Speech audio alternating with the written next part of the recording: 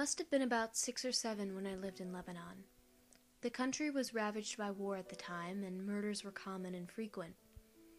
I remember during a particularly vicious era, when the bombings rarely stopped, I would stay at home, sitting in front of my television, watching a very, very strange show. It was a kids' show that lasted about 30 minutes and contained strange and sinister images. To this day, I believe it was a thinly veiled attempt on the part of the media to use scare tactics to keep kids in place, because the moral of every episode revolved around very uptight ideologies. Stuff like, bad kids stay up late, bad kids have their hands under their covers when they sleep, and bad kids steal food from the fridge at night. It was very weird and Arabic to top it off. I didn't understand much of it, but for the most part, the images were very graphic and comprehensive. The thing that stuck with me the most, however, was the closing scene. It remained much the same in every episode. The cameraman would zoom in on an old, rusted, closed door. As it got closer to the door, strange and sometimes even agonizing screams would become more audible. It was extremely frightening, especially for a children's programming. Then a text would appear on the screen in Arabic reading, "That's where bad kids go."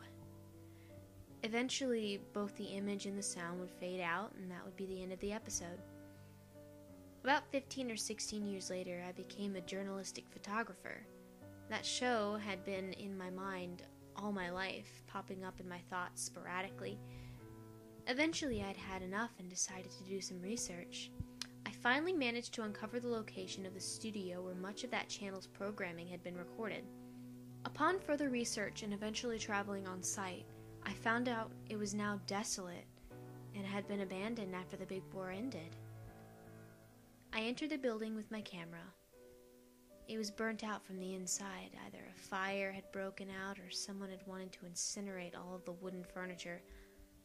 After a few hours of cautiously making my way into the studio and snapping pictures, I found an isolated, out-of-the-way room. After having to break through a few old locks and managing to break the heavy door open, I remained frozen in the doorway for several long minutes. Traces of blood, feces, and tiny bone fragments lay scattered across the floor.